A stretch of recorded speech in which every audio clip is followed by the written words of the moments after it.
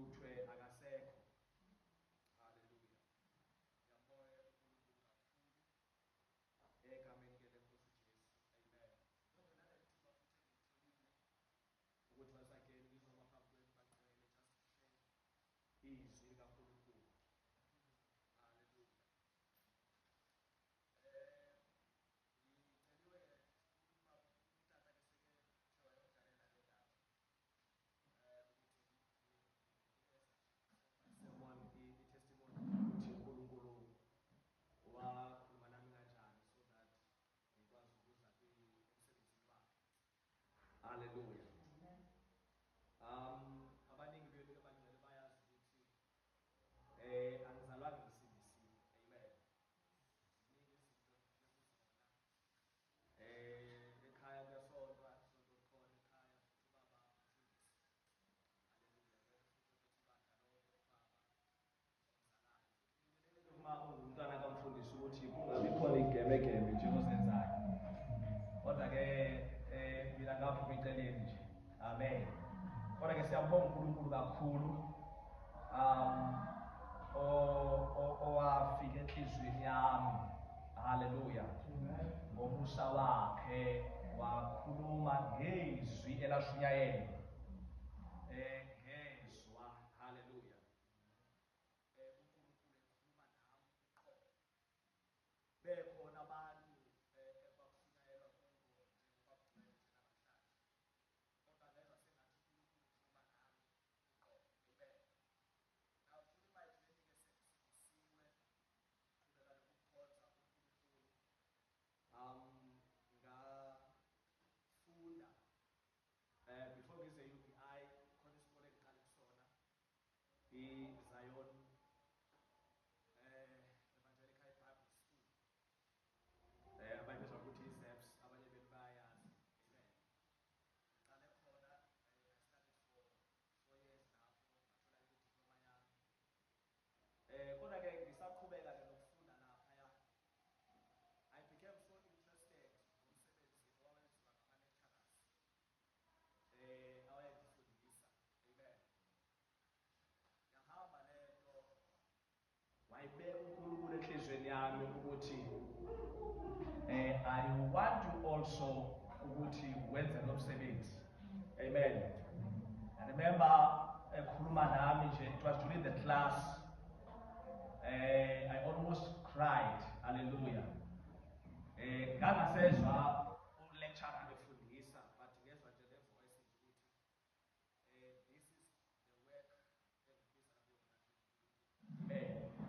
After that lecture I contacted ulecturer wami uXolo from Eastern Cape okwamanje usebenza wezomsebenzi kaNkulunkulu use-Cape Town. I contacted him ngamtshela ngale ndaba ukuthi khona lento uNkulunkulu ayibeka enhlizweni yami ukuthi ngenza lo msebenzi wenzayo.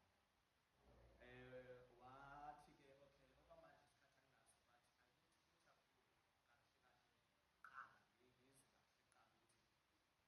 but I need ukuthi kahle kahle qala ngizwe kahle qala ukuthi ngaba yinto nje ngoba nje ngizokufunda. So wakhothatha umfundisi uThukahle wase-Flagstaff. Bahlangana ke bangibiza ngelilanga bahlala nami phansi. They interviewed me ngabatshela ukuthi ngizwani, ngabatshela ukuthi I feel umthwalo kaNkulunkulu obekile enhlizweni yami ukuthi kukhona abantu ekumele ngibafundise ngezwi likaNkulunkulu. But that time ngangisebenza bazalwane. Kodwa nje ngavele nje ngidinga umfundisi. Amen.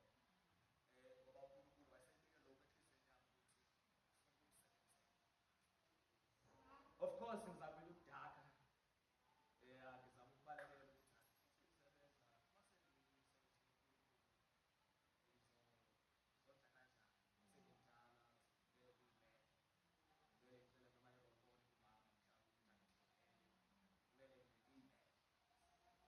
But uNkulunkulu persisted on my heart ukuthi engibizile so we need to pursue this calling. So ngagcina ngivumile-ke. Ngahlangana futhi nalo baba ke wangitshela ukuthi if usekhona enhlizweni it's about a year now. If lokho okwakubekwe uNkulunkulu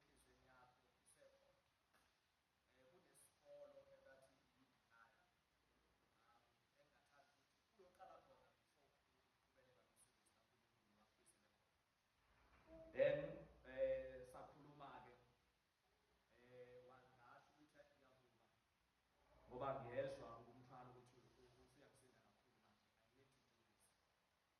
Wasecontacta-ke abazepsi abakhulu because izepsi iholwa e-Australia kahle kahle iphuma khona. So wacontacta bona-ke ukuthi there is this student esithanda ukuthi singayofunda e-UPI. So yes, e-UPI ngazofunda khona. I'm doing my 3rd year now e-UPI futhi uNkulunkulu uthembekile bazalwane. Anyway bazalwane, haleluya. Ngikhumbule nje emqoka uNkulunkulu uthembekile ngendlela nje eyisimanga. Of course sister bami I was afraid, kodwa nje uNkulunkulu wavulela indlela. Ngiyaqhubeka nokufunda e-UPI, kumnandi kakhulu. Khona ilizwi nje sengeke ngasherisha before elilapha ku-Hebrews chapter number 11 verse number 6 wakhona. Ave walibeka nje uNkulunkulu enhlizweni yami ngiqala ukungena egeyithini yase-UPI engilibiza ukuthi it's my motto sese-UPI lelizwi. Verse number 6 wakhona chapter number 11 uncwadi yamaHebheru uthi, for it is impossible to please God without faith. Because whoever comes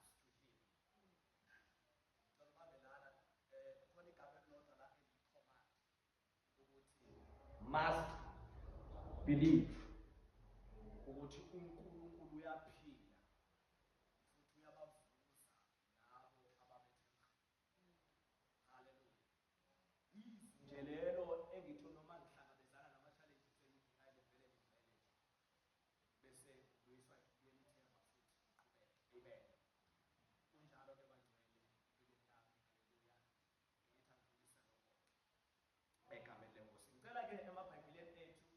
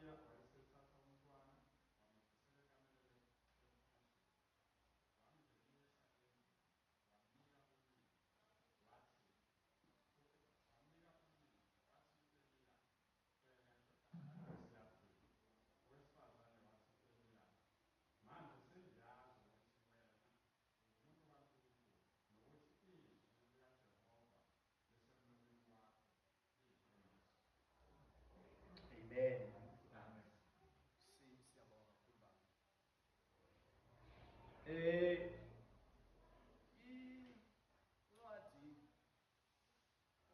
yamakhosi okuqala namakhosi esibili kahle kahle kwakuyincwadi eyodwa.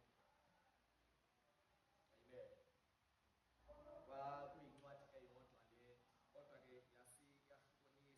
Ababhalayo bathi yahlukaniswa ngoba kucabangela ukuthi kwenzela ukuthi mhlawumbe ifithe kuma-scrolls. Amen. Kodwa yona incwadi eyodwa, and it is a continuation yezinto ezazenzeka ku-first and second Samuel.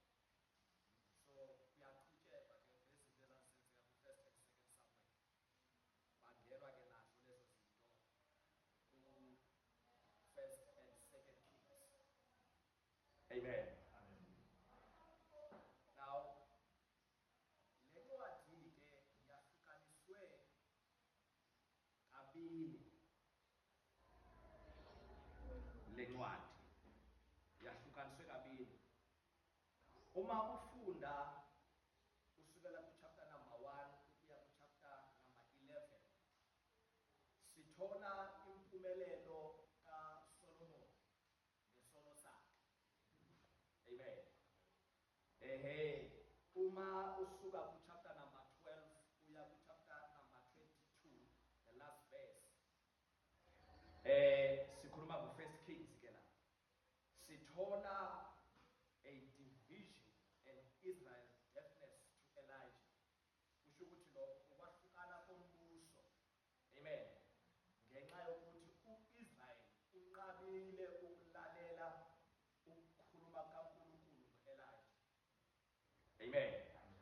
Umyalezo olethwa yile ncwadi noma yilezi ncwadi zombili ku-First and Second Kings, uthi it is how Solomon's sin divided the kingdom. Isono sikaSolomoni esenze ukuthi kwahlukane umbuso ka-Israel. Because siyazi ukuthi Israel was a united nation before ubusa uSolomon. But uthe semngena uSolomon kwakhona i-division. Then there was the northern kingdom and the southern kingdom, which is the northern kingdom kwakungu Israel. Then the southern kingdom waseba uJuda. Amen. So umyalezo odluliswa ke ilezi ncwadi lezi zombili. Nokuthi uIsrael noJuda they disobeyed God. Base bayathunjwa. But they disobeyed God emveni kokuthi sebengamkhonzi uNkulunkulu ngale ndlela bekumele bamkhonze ngayo, base bayathunjwa. Hallelujah. Now, what is the purpose of this song? Isizathu sokubhala kwale ncwadi yayikukuchazela labo abasekuthunjweni. Amen. Ukuthi why uNkulunkulu ebakhiphile ezweni lesithembiso eKhanani. Amen. Ezweni lesithembiso iKhanani ingokuba baphule the covenant, isivumelwano sikaNkulunkulu. Amen. And futhi they failed to listen to the prophets of God. So isizathu sokubhala kwale ncwadi ke kwalezi incwadi zombili ke lezi noma sithi incwadi the Kings. Amen. So ngicela ukuphinda isizathu sokubhala kwale ncwadi, it is to explain to the exiled laba abathunjiwe bachazele ukuthi ingani uNkulunkulu ethe sekenikezile izwe lesithembiso wabuye wanikhipha futhi. Hallelujah. I think we are related. I think we are related. Amen. So uthi isizathu ingokuba you disobeyed God and you broke the covenant kaNkulunkulu. And futhi anangabalalela abaprofeti bakaNkulunkulu abathuke uNkulunkulu. Ngicabanga ukuthi siya relate. Amen.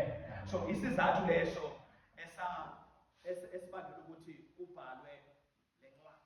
Amen. Nangu-ke la sifunde khona kuchapter number 17 sithola la ama-character amabili uma singabali le i-character kaNkulunkulu. Hallelujah.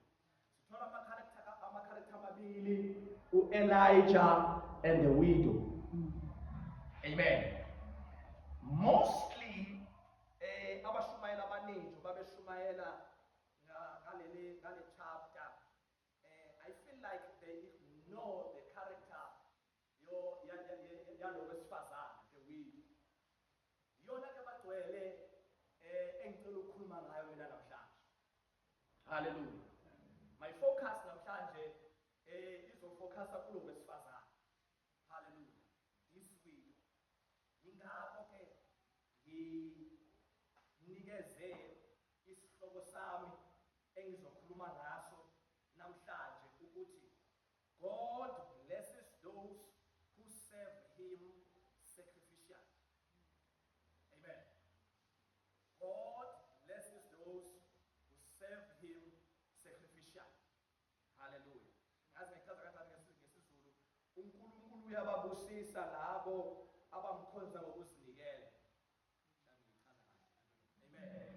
uNkulunkulu uyababusisa labo abamkhonza ngokuzinikela. God blesses those who serve him sacrificially.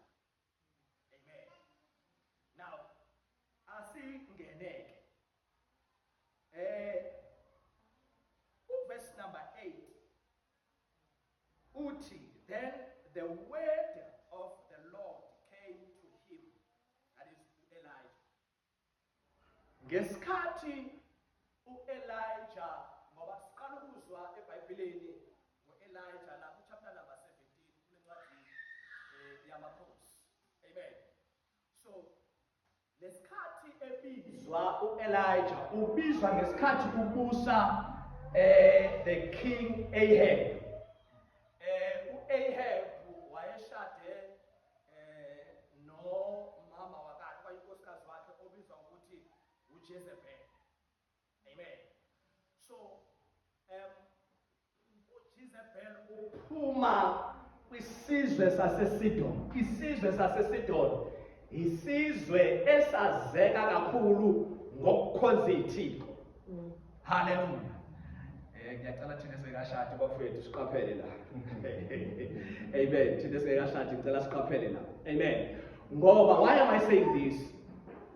uJezebel brought into yaseSidon emshadweni. Hallelujah. Wase edide u-Ahab la. Amen. Ngoba u-Ahab he is a king yakwa-Israel. Where sazi kahle eBhayibhelini liyasitshela iBhayibheli ukuthi u-Israel is a chosen nation kaNkulunkulu. Yisizwe u-Israel phakathi kwezizwe. Awathi uNkulunkulu nina ngiyakhetha ningabami. Hallelujah. Now it is expected ukuthi u-Israel myself only a living God. Now ngokubusa kuka-Ahab kwatholakala ukuthi isizwe sakwa-Israel bamkile kuNkulunkulu manje sebekhonza onkulunkulu wabo. Hallelujah. Now wase uNkulunkulu ke ebiza this prophet egama lingu-Elijah. Hallelujah. Igama elithi Elijah lisho ukuthi Yahweh is God. Hallelujah. Kusho ukuthi uNkulunkulu uNkulunkulu. Amen. So wabiza this prophet uNkulunkulu ebizwa ukuthi u-Elijah to confront u-Ahab. Ngale ndlela asahola ngayo abantwana bakwa-Israyeli engasabaholela ukuthi abakhonze uNkulunkulu. Amen. Akubuyele emuva kancane siyakhumbula efika u-Ahab, hallelujah, u-Elijah efika kunabaprofethi more than 1,000, hallelujah, abaprofethi bamanga awabathola kwa-Israyeli ngesikhathi kubusa u-Ahab. Lithi iBhayibheli uma efika u-Elijah uthi it's fine, akasenzeke sibone ukuthi umuphi kahle kahle uNkulunkulu omele ukhonzwe. Lithi iBhayibheli wase ebathatha abaprofethi bakhuphukela entabeni. Hallelujah. Sengiyaphrafrasa nje bagcwele. Amen. Bakhuphukela entabeni. Uma befika lapha, they built an altar. Amen. Wathi u-Elijah asilungise this altar sibeke inkuni. Kodwa ngicela into eyodwa esingazuyenza la. Amen. Ngoba kufuna kuvele oyena uNkulunkulu esimele ukumkhonza singu-Israyeli. Uma ngabe uBhali elimkhonzayo, amen, angavuthisa umlilo without ukusebenzisa the meshes, amen, then sizawukhonza yena. Kodwa uma ngabe uNkulunkulu ophilayo kuyena ozawuvuthisa umlilo, then sizawukhonza yena. Hallelujah. Bese lithi iBhayibheli bakuzama lokhu labaprofethi bamanga kodwa bahluleka. Lithi iBhayibheli from morning laze lashona ilanga bezama bememeza Bhali. Lithi iBhayibheli uma silifunda baze bathatha omese, they cut themselves as a way to worship uBhali, but uBhali wakawuhlisa umlilo. Amen. Said to Elijah, now it is my time. Hallelujah. Ngoba uBhali wehlulekile. Ngiyakhumbula futhi ngathi wayethanda ukuhlelisana nabo u-Elijah ekhuluma amazwi athi hlambulele njalo ayiphakamisa amazwi ukwazi hlambulele usalela uBhali wenu akanithi ukuphakamisa baphakamisa but uBhali wangenza lutho. Amen. Bese lithi izwi likaNkulunkulu wathi u-Elijah, okay, now it is my turn. Walungisa this altar, amen, wabeka inkuni, wathi akulandeke manje amanzi athelwe phezu kwalomhlatshelo naphezu kwaleziko. Amen. Bakwenza lokho. Lithi iBhayibheli athelwe amanzi ngendlela yokuthi aze angena kwifolo eyayembiwe eduzane ayigcwalisa. Ngamanye amazwi, on our logic, there is no way ukuthi kungavutha umlilo la. Amen. Kodwa ngicela silaleleni umkhuleko ka-Elijah. Uthi umkhuleko ka-Elijah wena uNkulunkulu ogcwele ubudisi. Hallelujah. Amen. Wathi ngiyazi ukuthi uzongizwa namhlanje. Amen.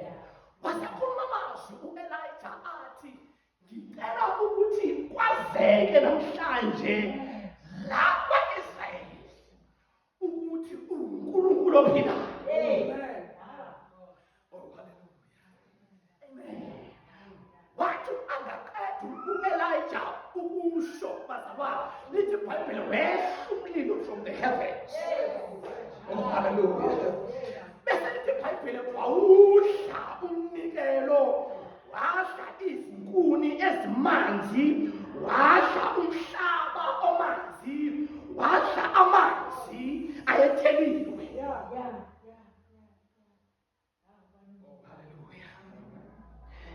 Yingakho bazalwane simbona u-Elijah esesehlala ngoba ayizange kuphathe kahle lento uJezebeli. Amen.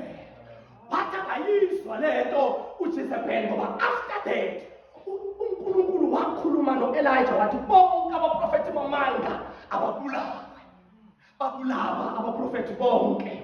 Hallelujah. BakaBhali. uJezebeli wangayithanda yonke lento. Bese lithi iBhayibheli he commanded ukuthi akatholwe u-Elijah abulawe. Amen. Njalo ngicela sibambe bakhona vele abaprofethi bakaNkulunkulu aba-100. Hallelujah. Abavalelwe to different caves, 50 to another cave and 50 to another cave. Ngoba uJezebeli yilapho ngithi asiqaphele thina basazoshada bafowethu. Amen. Ngoba uJezebeli wakhupha a command ukuthi bonke abaprofethi bakaNkulunkulu kwa-Israyeli ababulawe. Kodwa kwakhona uNkulunkulu akhuluma naye ukuthi akabafiki sibone u-Elijah la esehleli manje ehlane. Amen. Simthole ehleli ehlane. Lithi iBhayibheli wondliwa zintaka. Hallelujah. Ukudla engasho ukuthi kuphekwe ezulwini. Hallelujah. Isinkwa asilungiselelwe emazulwini. Then he is drinking to the brook. Hallelujah. For a long time, uNkulunkulu provided Elijah ehleli ehlane. Hallelujah. Now, uma sifunda la abazingcwele sengizamshesha. Uma sifunda la ku-verse number 8, uNkulunkulu ukhuluma no-Elijah ehleli la kule brook ebizwa ukuthi iKerit. Uthi kuye, and the word of the Lord came to him, verse number 9, and said, arise, go to Zarephath. Amen.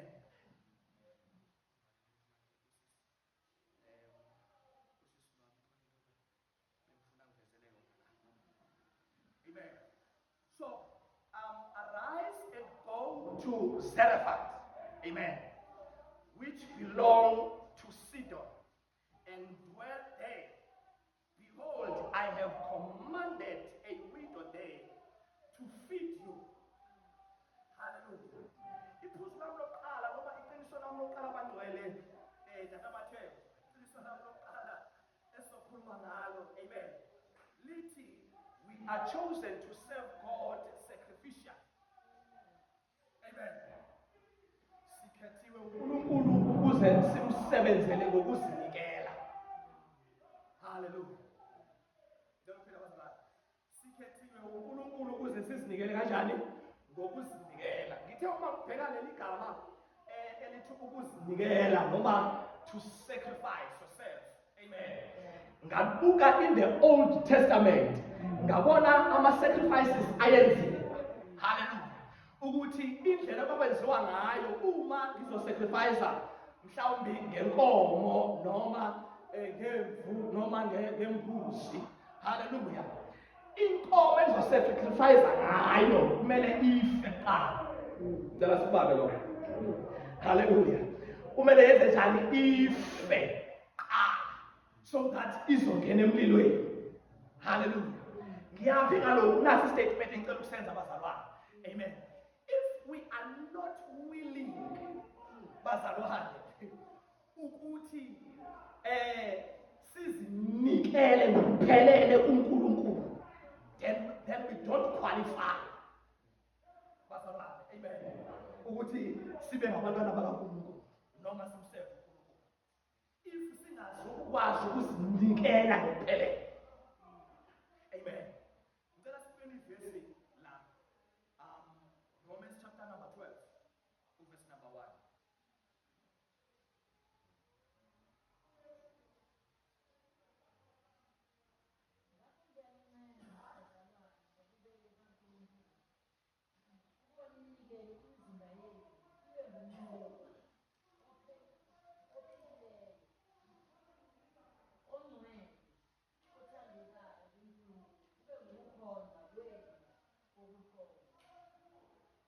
Amen. Into yokuqala esiyibonayo lo before uzinikela, before uba i-sacrifice, ukusebenzela uNkulunkulu, to serve God, ukuzinikela kuNkulunkulu. Uthi uPaul la ngabo ngiyanincenga. Hallelujah. Ngiyanincenga bazalwane. Wayesinenga uPaul la ingokuba ubonile ukuthi uPaul ibandla laseRoma yes bazibiza ngokuthi bangabantwana bakaNkulunkulu but abazinikele ngokuphelele. Amen. Abazinikele ngokuphelele. Uthi ke manje khona ngiyanincenga bazalwane. Hallelujah. Ukuthi ninikele imizimba. Ngicela ukubuza. Uma kuthiwa ngizinikela ngomzimba, ikhanda lasa, umqondo yasa, izandla zasa, amehlo wona, What about inyawo? Amen. Hallelujah. So akusali lutho. Ngakhumbula amazwi kaPaul ebhalela ibandla laseKorinte uthi uma ebhala, it is no longer I who lives in me, kodwa sekuyena ophilayo. Ngamanye amazwi, uma sithi uyazinikela as a sacrifice, amen, kaNkulunkulu, hallelujah, you only listen to what God says. Amen. Sibona phela kule ncwadi esifundile yamakhosi, uElijah la, hallelujah, uma efika ehlala wakhuleka umkhuleko engathi wayese efikelele to the point where ethi uyazi manje sengikhathele ngoba I've been running for many years ngibalekela ukubulawa. Uthi uma ekhuleka uNkulunkulu kungcono ngife manje. I believe ukuthi nathi sike sifike kuleyo point. Hallelujah. Uzwe ukuthi asekunzima kakhulu manje. Ukuphila kwami angisaboni nje ukuthi I want to live. Hallelujah. So Elijah had listened to God. Umlalela uNkulunkulu ethi akenze isibonelo soNkulunkulu ophilayo. Wamlalela uNkulunkulu ethi ngizokondla ngentaka. Amen. Now ulalela uNkulunkulu ethi uNkulunkulu, I'm still going to provide you if you go to Zarephath. Ngiyabonga kuye kusiswa ngithola umvezele that picture. Amen. So we must pray that this is a maintenance scene that amen. And this is the that then this is the book where Elijah is about 100 miles. We are at Zarephath now. So if you see the broken lines in Elijah from the brook of Kareth, we are Zarephath.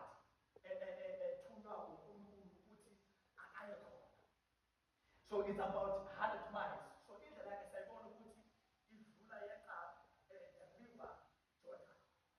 Hallelujah. So Elijah ufika esangweni lakhona kule ndawo. So this ngasenhla la eZarephath, it is Sidon. Amen. Ngasenhla it is Sidon. Then ngasezansi iTyre. Amen. So this Zarephath, it is between Sidon, but it is more closer to Sidon engasenhla.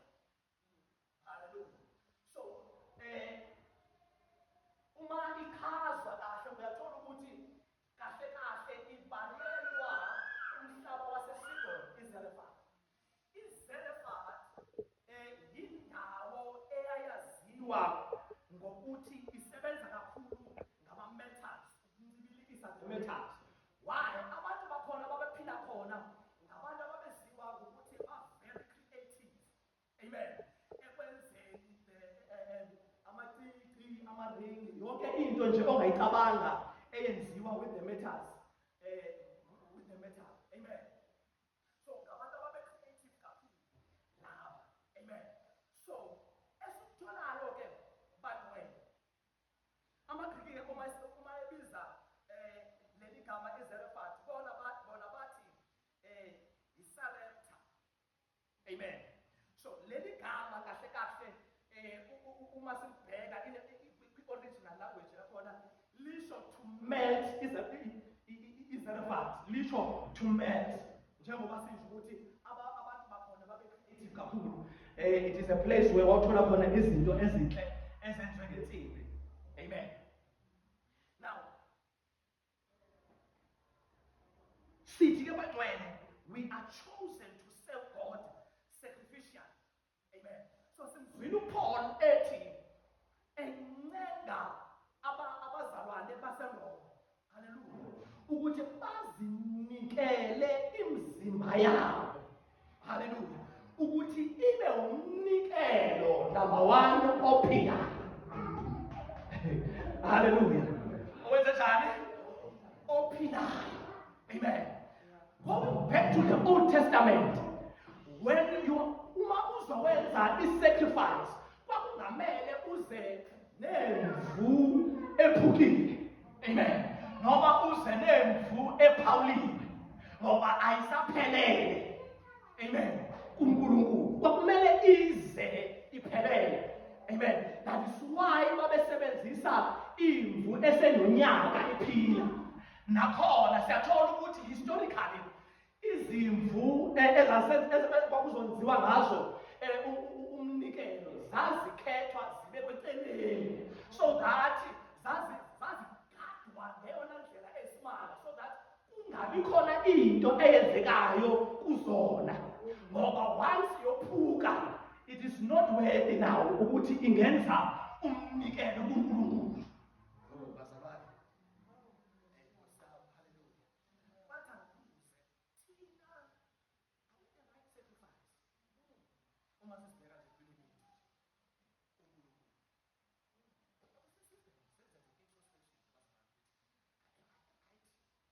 Sacrifice.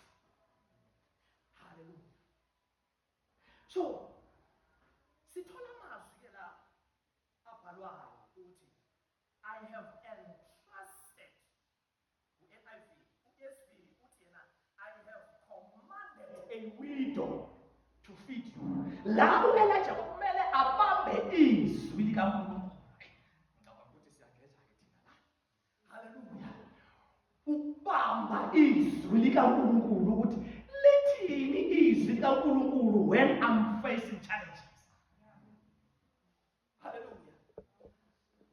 How do I respond njengomntwana kaNkulunkulu owazi izwi likaNkulunkulu notshelwa ngezwi likaNkulunkulu almost every day, etshelwa ngezwi likaNkulunkulu ukuthi when you are facing challenges izwi likaNkulunkulu lithi.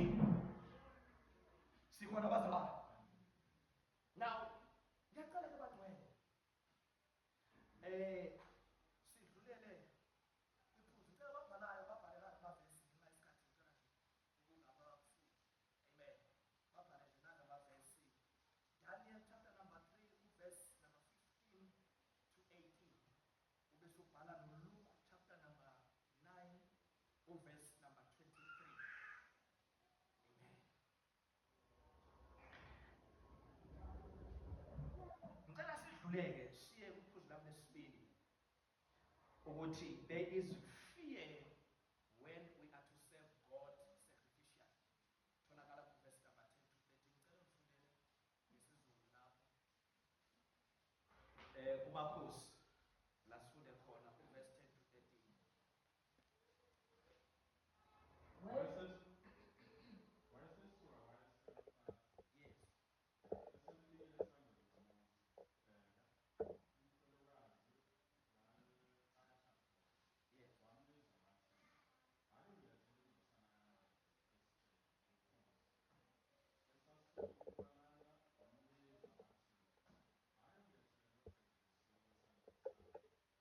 Kepha wathi, uphila kaJehova uNkulunkulu wakho, anginalo neqebe lengwane. Kukhona kuphela ukhezo lwempuphu engcolileyo nendosana yamakhosi ophusile. Sengicakashisile izinkuni ezimbili ukuze ngingene indodana yami ukuba sikudle sizwe. Wayesethi u-Eliyabuya, ungesabi, hamba wenze njengokusho kwakho. Kepha wenzele mina kuqala inhlekelele encane yakho, ulilethe kimi, andikuba uzimisele wena ndodana yami. Siyabonga baba. Ngicela ukubuza baba, uma ngase ngicela sesiwami ukuthi nje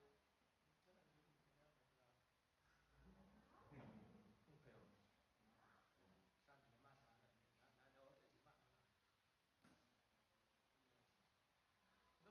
What is the first thing efika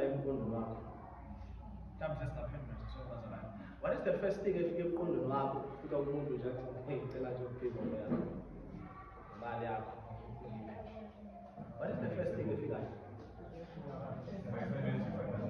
yona ngiphize ngayo ngiyasebenzisa nami uma nginika yona mina ngisebenzisa yini noma zonke nje lezi zinto basabana amen sibheka la uElijah uma efika eZarepha lithi iBhayibheli uma efika eSambuya amen uthola ngowesifazane ngibuka la ukuhleleka kaNkulunkulu nabasabana ukuthi akafunanga ukuthi uElijah uma efika eZarepha ahambe kuzisa ukuthi ufuna wesifazane oyinto ufuna wesifazane oyinto kodwa uma efika eSambuya kodwa hlela ukuthi uma ungena uzohlangana naye lo engifuna ukuthi akondle amen so ukuhlela kaNkulunkulu haleluya so uthi uElijah uma ehlangana nalo wesifazane ngicela ungiphe amanzi into yokuqala uma ehamba ukukhelela amanzi uthi uElijah semnikezela amanzi seyicela yena ukudla amen ngiyathanda indlela aphendula ngayo lo wesifazane khona amazwi awakhulumayo la amen uthi kuphila kukaNkulunkulu amen nami amazwi uyasivezela ukuthi kukhona uNkulunkulu nyamaza haleluya amen usivezela lo uNkulunkulu nyamaza uthi ke manje kuphila kukaNkulunkulu nami amazwi uthi uNkulunkulu uyazi lokhu engizokuchazela kona uyawazi ukuthi ngikhuluma iqiniso amen uthi ungibona ngiqoqa nje izinkuni ngenzela ukuthi ngipheke haleluya isinkwa esizosidla nendodana yami masiqeda ukudla mina nendodana yami amen siyafa istatement esithi uma siqeda ukudla mina nendodana yami siyafa siyadoba nje umfanekiso ophelele ukuthi akukho la ngibheke khona ukuthi ngizothola ukudla futhi nendodana yami akusho ukuthi ngizofa manje no usho ukuthi angisena ndawo engathi ngizoya kubona ngiyothola ukudla ngicela sibambeni ngiyabazalwane by this time because uIsrael umkile kuNkulunkulu now uNkulunkulu wehlisa the famine ifamine ezothatha 3.5 years futhi incwadi kaJames hallelujah uchapter number 5 uzokuthola lokho amen so by this time kwenzeka nokuseyiqalile this period ye3 years yefamine kwaIsrael ngenxa yokuthi uIsrael umkile kuNkulunkulu and then ngithe uma ngibheka ngathola ukuthi abantu abesifazane abangama-widows ngalesa sikhathi uma kunefamine esizweni yibona ababeqala ukushayeka amen bazithole sebengena lutho nje because there is no one who takes care of them hallelujah so ukhuluma iqiniso ke lo wesifazane uma ethi ukugcina lo ngizodla mina nendodana yami besiqeda bese siyafa hallelujah kodwa ngimakaza uElijah uthi cha ulungile hallelujah akupheke lo uma uqeda ukupheka uphakele mina uqala kanjani Elijah amen ngikutshela mina nje ngosiyami ngikutshelile nje ukuthi ukudla kokugcina lo akukho kuyo kodwa and futhi lesi lo mama wayechaza ukuthi kwanele mina nendodana yami thina sobabili lokudla kuzokuphela amen kodwa uthi uElijah uphakele mina cha kanjani manje sengichazile Elijah uthi uphakele wena amen kahle amen kodwa siyathola ukuthi uElijah uma eqhubeka nawe do not fear amen do not fear ngoba izona izinto ifiye bazalwane sakhe sakhuluma ngefiye adikunya kodlule haleluya ifiye it is something usathana asaya ngayo sesingabantwana bakaNkulunkulu amen. Abanye bethu hayi ngokuba ngeke sikwazi ukusebenzela uNkulunkulu, siyafuna futhi siyathanda ukusebenzela uNkulunkulu ngezinto zethu uNkulunkulu asiblessa ngazo. Haleluya. But uma uNkulunkulu selekhuluma nathi ethi ngicela ungiseve ngalokhu, usathana ashaye ngefile, bese kufela lezi zinto engitheni izicabango uma ngicela imoto yakho usisiwa. Amen. Bese ufuna ukuthi uma ngikhipha imali yami yonke mina ngizohlala, iy'ngane zami zizohlala. Amen. Usathana usishaya ngaloko bazalwane, sigcine sesingakwenzanga lokhu uNkulunkulu athi asikwenze. Amen. Ajabulele usathana. Haleluya. Kodwa bangcwele ngicela sibhekane nowesifazane. Haleluya. In the midst ukuthi akanakudla okugcina futhi kwanele yena nendodana yakhe. Haleluya. Ngicela sibuyele kumva uma sakhulunywa uNkulunkulu from verse number 9 ukuthi I have commanded the widow. Hallelujah.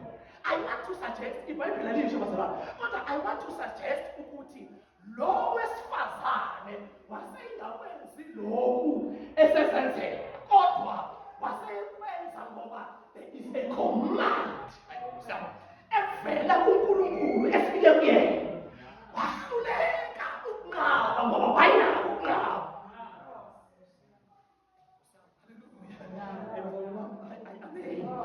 Wahluleka lo wesifazane ukunqaba because there is a command evela kuNkulunkulu esithi kukhona the prophet of God ezayo engithanda ukuthi wena uyokhe, even though ungenalutho but ufuna wena uyokhe.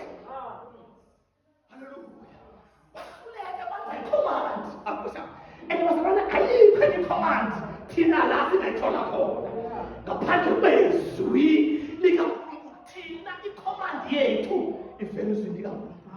If only bazalwane singahamba ngokusho kwakhe, singahambi ngokusho kwethu, singahambi ngokusho kwemicabango yethu, singahambi ngokusho kwama-friends ethu, kodwa sihambe ngokusho kwezwi lakhe uNkulunkulu.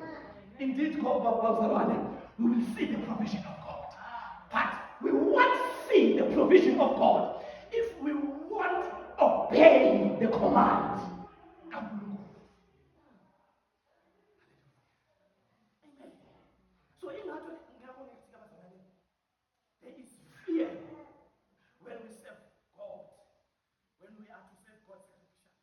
We are figure of someone. Amen.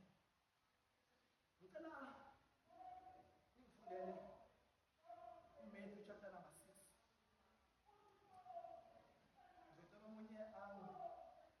First Peter chapter number 5, verse number 7. Matthew chapter 6, verse 31.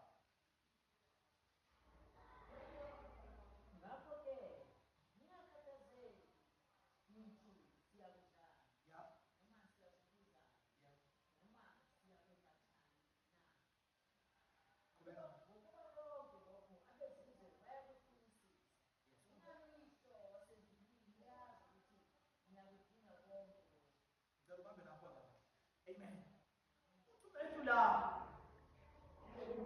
uJesu ukhuluma nabafundi bakhe, ningakhathazeki ngalutho. Ngoba bazalwane, there is no way ukuthi uNkulunkulu angacela ukuthi wenze into abese ngakuprovide. uNkulunkulu wethu ngeke azathi khipha imali yakho yonke abese uqole ukuthulele nje. Amen. So uthi obhalayo la, ningakhathazeki ngalutho ukuthi sizawudlala. Amen. Sizophuza, sizogqoka. Cela sibambe indala amazwi.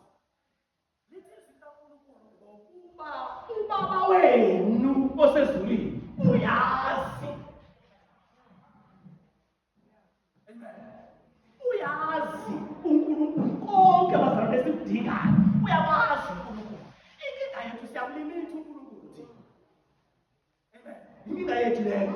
Sinezinto esithi uNkulunkulu akalela. Hayi ungakwazi ukwenzela le uNkulunkulu. Sibe nezinto la sithi futhi hayi yabona la ngicela usizo. Athi uNkulunkulu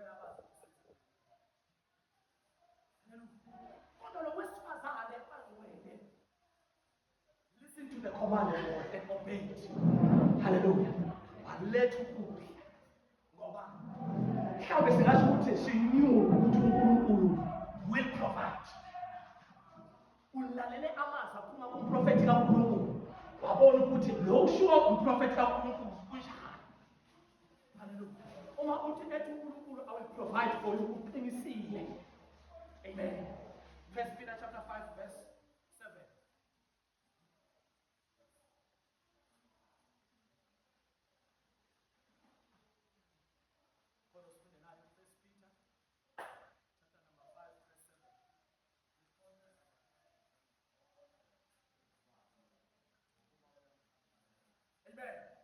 Lokhu kwantwele uma singabantwana bakaNkulunkulu akusho ukuthi ngeke sikhathazeke. Hallelujah.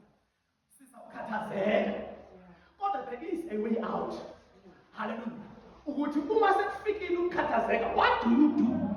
Abazali bami, ngicela ukuthi sinenga la ukuthi asingafani nabantu thina abangenathemba. Thina we have hope bazalwane. SinoNkulunkulu wethu thina esaziyo. Ilistela iBhayibheli ukuthi uNkulunkulu will provide. Amen. So uthi uPeter uma ibhala uma kufika ukukhathazeka uthathe uphonse uNkulunkulu. So into esishayayo ukuthi uma kufika ukukhathazeka thina siyakutotoza.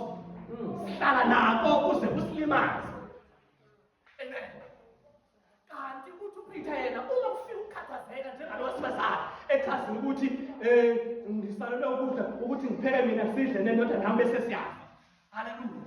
Kodwa waqhubeka emondla umprofeti. Uthi uPeter uma kufika ukukhathazeka uthathe ukukhathazeka. Whatever that brings anxiety to your life, uthathe uphonse uNkulunkulu. Hallelujah. Mhlawumbe akunjalo bazalwane kodwa ngicela ukusho lokhu bazalwane. Umuntu ophonsayo kuvamile ukuthi anganaki ukuthi lento ayiphonsayo la izowela khona izoba kanjani. Futhi akasubuya kusasa libheka. Amen. Akasubuya futhi alibheka kusasa ngoba wenze njani uyiphonsile. But umuntu ophonsayo uphonsa eqede aseyoflathela. Hallelujah. Ukuflathela kwazo kusho ukuthi anginandaba ukuthi kwenzekani ngalento engiphonsile. Hallelujah. So uPeter makathi phonsani uthi phonsa bese uqeda udedela uNkulunkulu ezokusebenza. Inkinga yethu thina sifuna ukuphonsa bese siqeda sifuna ukumsiza uNkulunkulu. Sifuna ukumsiza. Usuphonsile uyena umtshela ukuthi nginanenkinga kodwa ufuna ukumsiza futhi. Hallelujah. So uthi phonsani ukukhathazeka kwenu ngoba yena wenze njani? uNkulunkulu bazalwane esikhathalele. Hallelujah. Uma mhlawumbe khona la bazalwane umuntu othi mina I have come to the stage noma ku-level la sengifike khona sengithi angisamboni uNkulunkulu. Ngicela uku-encourage ukuyisa. Hallelujah. Ukuthi we serve a God osikhathalelayo. Amen. Akwenzeki ukuthi uNkulunkulu akushiye nje. uNkulunkulu wethu uyakhathalelana. Ngafakaza bazalwane. Ngafakaza. Ngimbonile mina uNkulunkulu engikhathalela. Ngingakudeserve ukukhathalelwa kuyena kodwa ngambona engikhathalela. Ngambona engikhathalela. Ngingakudeserve. Wangikhathalela engamfuni. Wangikhathalela engamnaki. Wangikhathalela engafuni ukukhuleka. Wangikhathalela engafuni ukufunda izwi lakhe. Wangikhathalela engafuni ukuza kwiministry. Wangikhathalela kodwa uNkulunkulu esemkhonzayo bazalwane uyakukhathalela. Amen. See to the next point. Puslam, let's start with the Lithi God promises to take care of those who serve Him sacrificially. Amen. Verse number 14. Uthi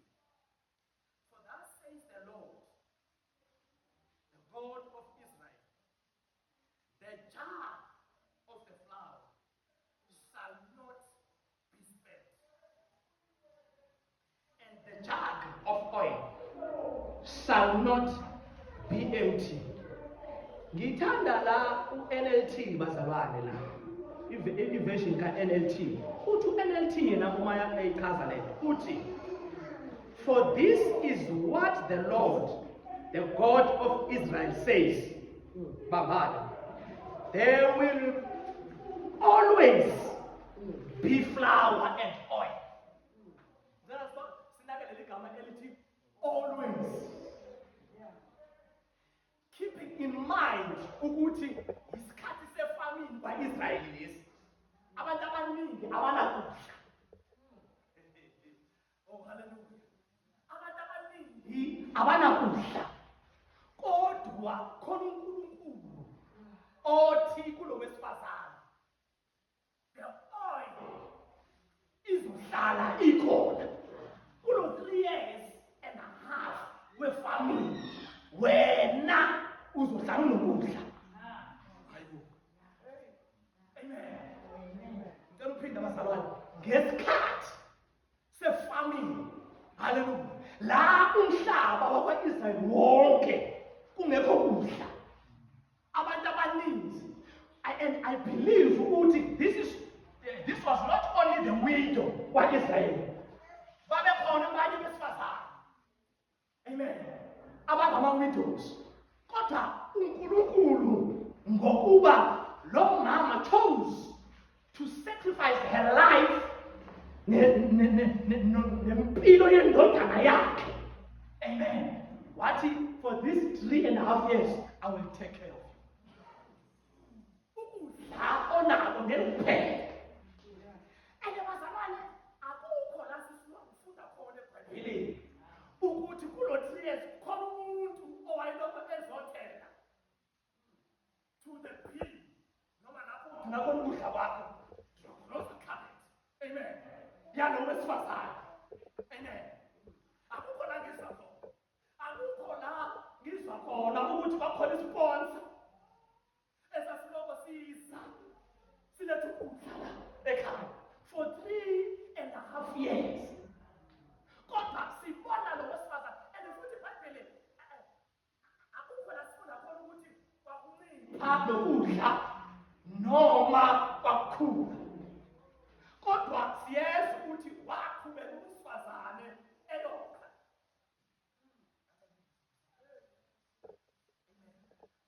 Waqhubeka umsifazane wenzenjani? Wayokha. Hallelujah. For 3.5 years. Lokudla akunciphi futhi akukhuli kodwa kuphele. Ephekela uprofethi Elijah. Ephekela indodana yakhe. Ephekela nomndeni. Kodwa ukudla kuphele. Uyaqhubeka yena uyapheka ekuseni. Uyaqhubeka uyapheka emini. Uyaqhubeka uyapheka ntambama. Kodwa ukudla kuphele. Futhi akukhuli kodwa kukhona.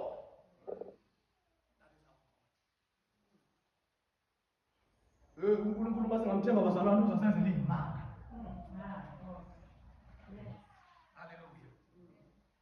Yazi baba unkoma ngithatha isikhathi uma ngisekhaya tata ngiyobuka lela liwa engoyela kulona lidakiwe. Yimeze lapha ngithi asinda kanjani.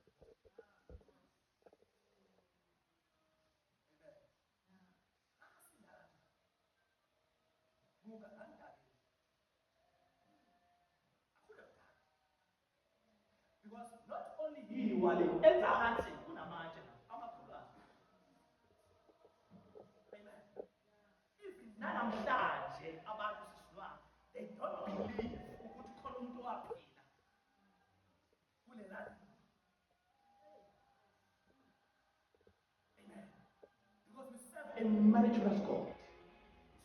Siserve uNkulunkulu ozokwenzela imali ozozibuza nawe ukuthi ngidlule kanjani.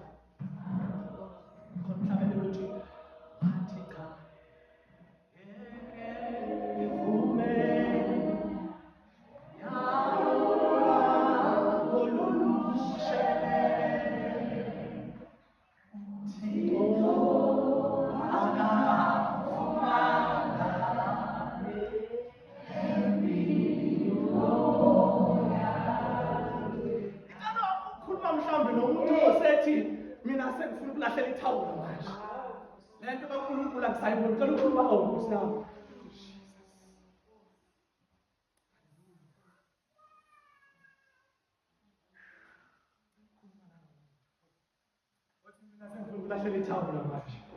Oh, Lento kaNkulunkulu akusayiboni. yeah. Hallelujah. Ngicela ukusho ukuthi there is a God bazalwane. Osasikhathalelayo. Khona uNkulunkulu ongekakuyekeli. Noma izimo wena ungazibona ukuthi zingaphezu kwamandla ami kodwa khona uNkulunkulu bazalwane ongeke lasithethe. As long sizozinikela nje kumseva bazalwane. uNkulunkulu will always be on our side. Oh, hallelujah. Amen. Ngicela uzofundela the book of Philippians chapter number 4 verse number 18 to 19. Philippians chapter number 4 verse 18 to 19.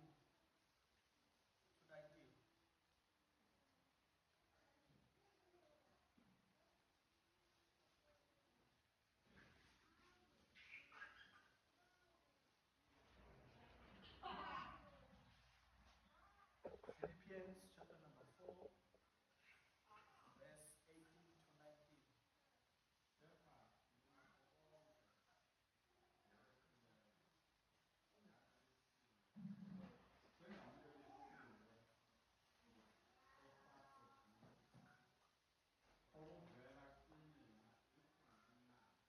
18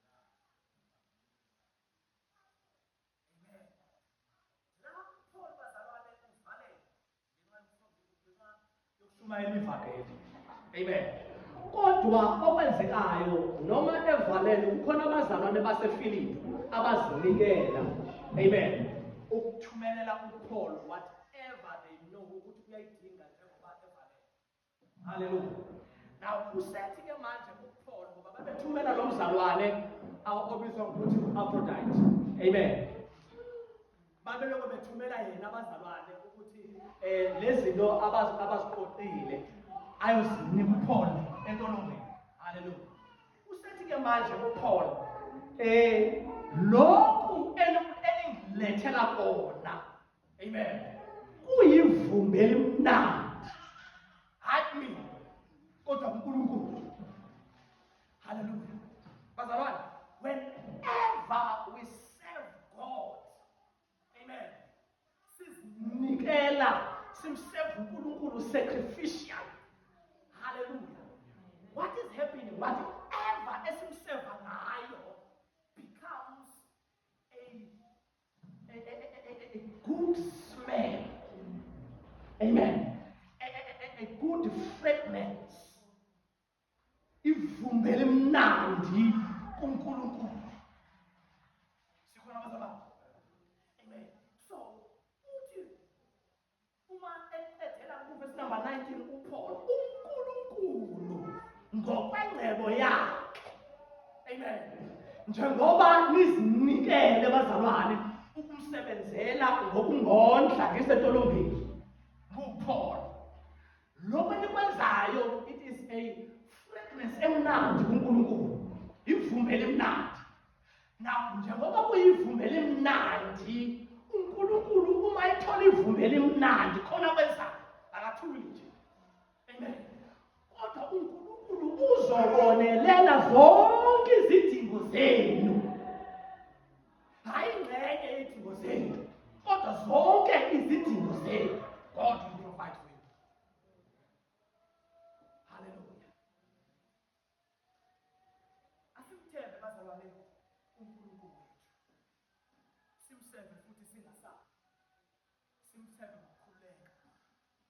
Simserve singavumeli nanye into ezosenza ukuthi sinqabe ukumserve uNkulunkulu. There are many ways bazalwane of serving God. Hallelujah. Njalo uma utata efundisa he is serving God. Noma kuBible study, noma kusekhulekweni he is serving God. There are many different ways. It is not only ukuzoma epulpit userve uNkulunkulu, but there are many ways zokumserve uNkulunkulu. Ngisho mina nokusula itulo endlini kaNkulunkulu, that is serving God. But if only you are sacrificial. Uthatha isikhathi sakho useva uNkulunkulu. uNkulunkulu uyabona lo. And that is a good fragrance uNkulunkulu. And uNkulunkulu uzokubona, will take care of you. Amen. Ukuthatha umuntu oyedwa ebandleni ombonayo ukuthi lo muntu lo akunalutho. Kumele bazake sibhekane manje uthatha afundisa ukuthi kumele sibhekane ebandleni. Amen. So if you decide ukuthi I will choose undimu ngoba ngiyasibona isimo sakhe ngisho ukuthi ngiyaba ngenza ngesibone lo. Amen. Uma uNkulunkulu ethi uma uthatha isinqumo sokuthi I choose undimu lapha ebandleni, I will take care of her. Amen. uNkulunkulu uyabona lokho.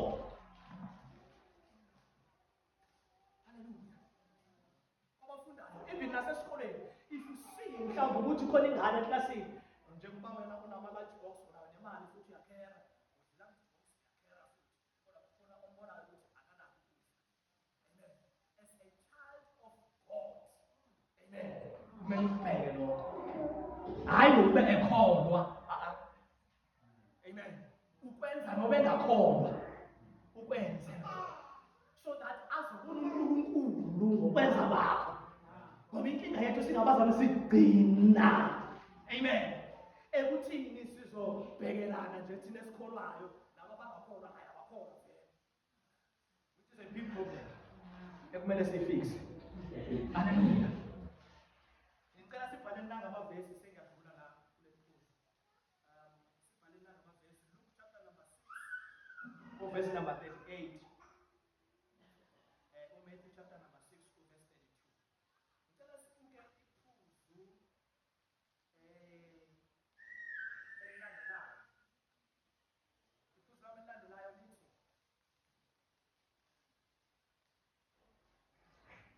When we serve God sacrificially, it does not mean we won't have challenges. Amen. Verse number 17. Verse number 17. After this, the son of the woman, the mistress of the house, became ill, and his illness was so severe that there was no breath left in him. Verse 18. And she said to Elijah, What have you against me, O man of God? You have come to me to bring my sin to remembrance and to cause the death of my son. Amen. Lapho amavesi amabili esiwafundile, sesithola ke manje kukhona konke lo wesifazane asekwenzile ngokuthola i-command from God, kodwa yafa indodana yakhe. Amen. Ingakho lithi iphuzu lami, when we serve God sacrificially, it does not mean we won't face challenges. Amen. Ukhona intshumayelo ngisakhula tata engakhe ngayizwa ethi once wasindiswa usavelelwa yinkinga, umzali wasavelelwa yinkinga kusho ukuthi akakholwa, akasindiswa kahle. Amen. Kodwa ngibuka mina ngabona ukuthi kunenkinga. Haleluya. Kunenkinga la. I-doctrine wrong leyo bazalwane edinga ulungiso. Haleluya. Akusho ukuthi uma sikholwa ngeke sihlangabezane nenkinga. Amen. Utata manje khona la kade khuluma ukuthi baningi abantu abashonile ngoMarch kule nyanga. Amen. Miningi imindeni, and imindeni eminye yabo ngabantu abakholwayo. Haleluya.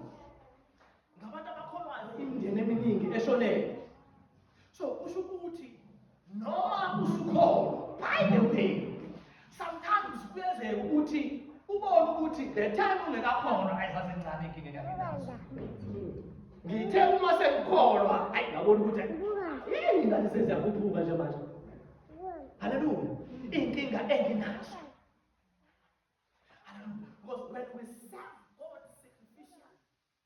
not mean we won't face challenges.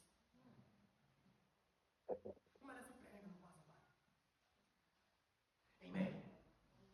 So, sibona lo wesifazane ke esekhala manje ngoba izinto imicabango efikayo kuthina ukuthi uma sibhekene nezinkinga mhlawumbe khona isona engisezile, khona isona engisidlile.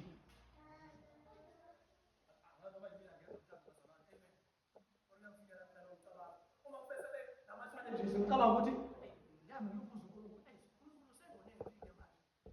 Uma ngezekelwa yini inkinga ngenzeni?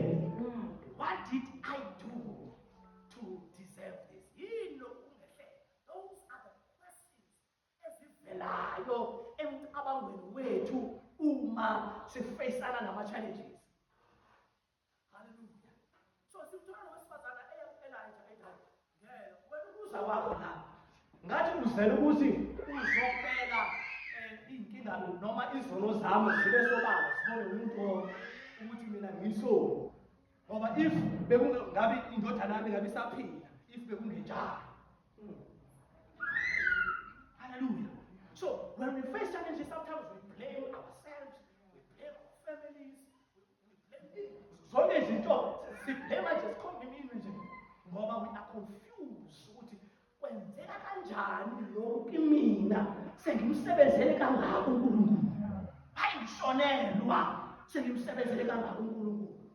If ingane wesikole why ngifeyila sengimsebenzele kangaka uNkulunkulu. Amen. Why if nisemshadweni why umshado wethu ungahambi kahle sengimsebenzele kangaka uNkulunkulu. Amen. Why abazali bami bengiphethe ngale ndlela bengithitha ngale ndlela sengimsebenzele kangaka uNkulunkulu. Hallelujah. Those are the questions that comes on our minds. Hallelujah. Kodwa ngicela silalele uElijah la. Amen. I-response ka-Elijah. Uthi uElijah uma sifunda uverse number 19. Uthi, and he says to her, give me your son. And he took him from her arms and carried him up into the upper chamber where he lodged. And he laid him on his own bed. Verse number 20. And he cried to the Lord, "Oh Lord, my God, have you brought calamity even upon the widow with whom I searched by killing her son?" Verse number 21. Verse number 20. Amen. Uthi Elijah later lengane wase ekhuphukela nayo indlu ewayokhelwe kulo mama engasaphezulu ine-upstairs. Upstairs. Amen. Indlela by the way babethanda ukukha ngayo abantu balesa sikhathi babethanda ukukha izinto ezingama-upstairs. Wase ethatha ke le ngane eyibeke embhedeni wakhe u-Elijah wakhuleka kuNkulunkulu. Amen. And umkhuleko wakhe uhambisana nale nkulumo yalo mama ethi inkulumo yalo mama ngabe njengoba uzile la prophet kaNkulunkulu ngabe ulethe ukuthi izono zami zibe sobala. Amen. So umkhuleko ka-Elijah corresponds nalokhuleko nalokusho kwalo mama ukuthi uNkulunkulu ungilethile ngahlala la and you promise that uzonda ngalo mama kodwa manje indodana isifile.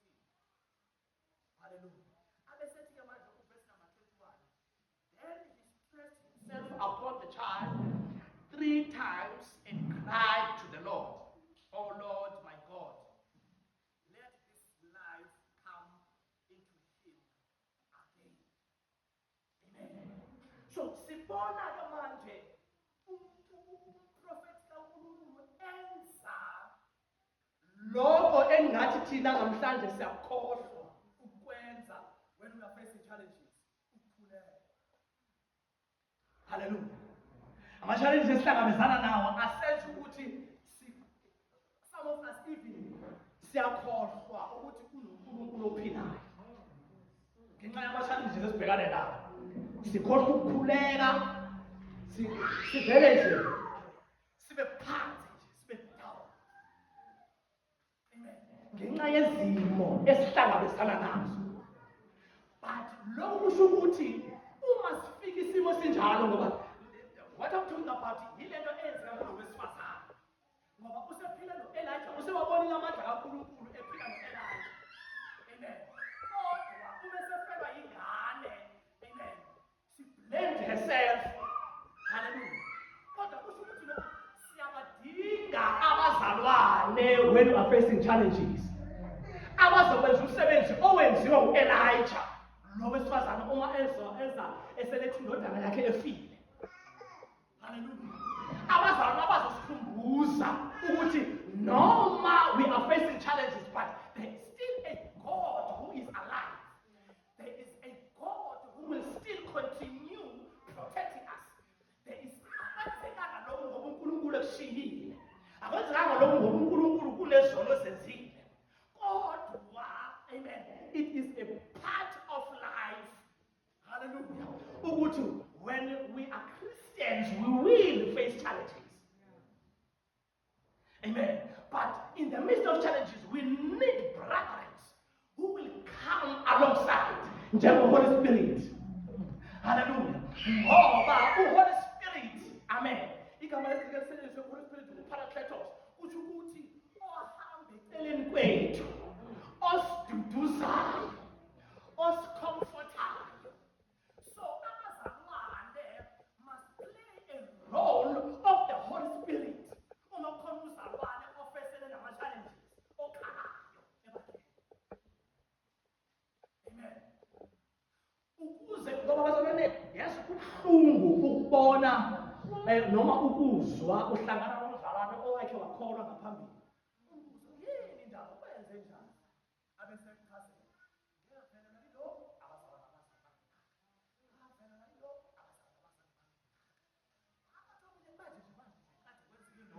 Mina ngikubonanga. So ngiyibonile nje ukuthi hayi akusizi lutho ukuthi ngiqhubeke nokuba ngibe kumzalwane ngoba angiyiboni lento abayishumayelayo abazalwane. Amen. And this is uNkulunkulu bazalwane lesikhuthaza ukuthi we must preach what we practice. Noma we must practice what we preach. Hallelujah. uNkulunkulu akasize siyinqabele lokushumayela into esingayenzi. Siyinqabele lokukhuluma izinto ngoNkulunkulu esingazenzi thina. Hallelujah. Ngikhumbula manje okubhala ngabo Pharisees. Incwadi kaMathewu chapter number 23. Athi uMathewu ayibhala ngabo lapha athi ama-Pharisees abafundisi bakhona ngabantu ababethanda ukunikeza abazalwane umsebenzi elithi iBhayibheli bona umsebenzi omkhulu abangeke nje ngisho bawuphathe bona ngezandla zabo. Amen. So banqwele, we need those brothers abaseduzane nathi abazosiza when we are facing challenges. So now ke uElijah ethatha lengane ukhuphuka nayo aye nayo endlini ephezulu wakhuleka. Verse 22 ozongidlulisela kwiphuzu lami lokugcina. Amen. Nothi kahle lokugcina. Amen.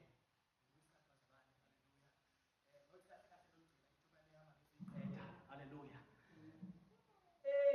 Verse number 22 uthi, and the Lord listened to the voice of Elijah, and the life of the child came into him again, and he revived him. Verse 23, Elijah took the child and brought him down from the upper chamber into the house of the delivered him to his mother. It was like lithi, God is faithful to those who serve him sacrificially. Amen.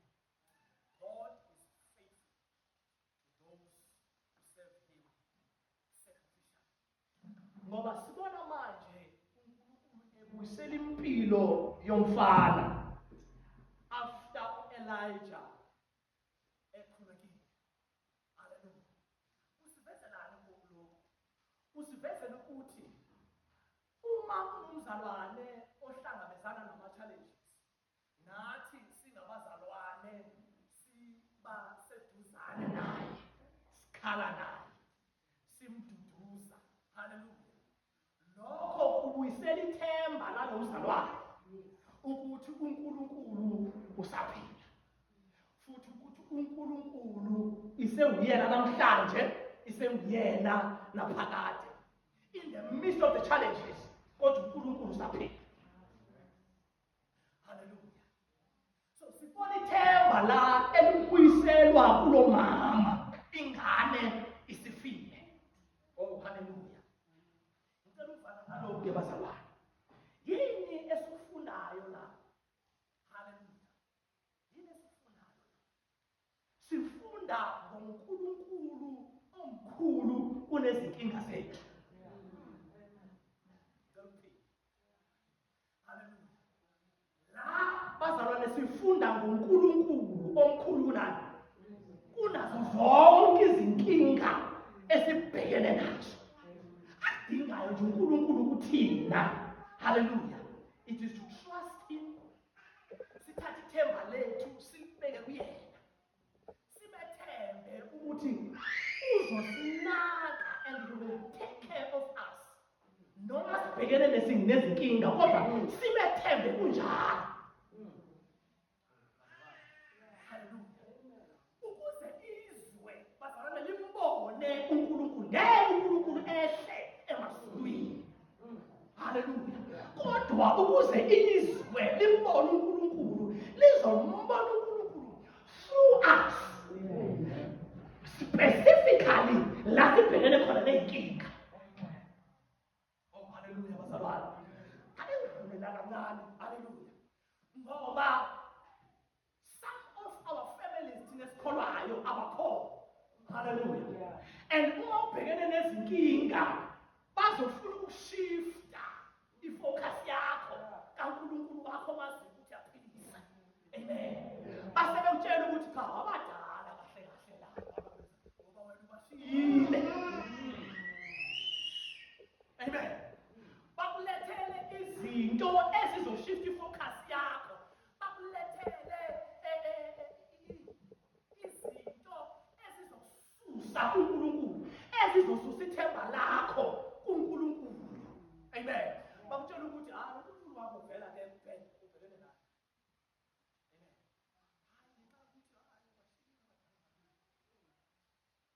Hallelujah. So, yini esifundayo? Amen.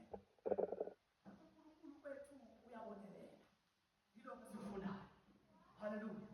Sibonile la owesifazana echazela uElijah ukuthi anginakudla. Kwamkhumbuza okubhalwa encwadini kaJohn chapter number 11. Hallelujah.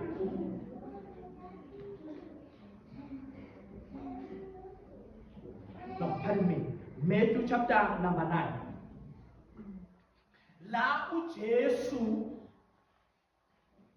ondla the 5,000. Amen. And then uma sifunda i-5,000 ebalwayo la abesilisa kuphela. Kodwa nabesifazana ney'ngane zazikhona. Hallelujah. Kodwa uJesu, amen, wabondla ngezinkwa ezimbili ney'nhlanzi. Hallelujah. Wondla the 5,000. Lokho sivezela ukuthi our Jesus, hallelujah, is a provider. Ungena kwethu ezimeni akushintshi ukuthi is a provider. He is still a provider. Amen. Zikhona. uNkulunkulu esimkhonzayo, hallelujah. uJesu esimkhonzayo, he is a provider. Naseyimeni esibhekene nazo.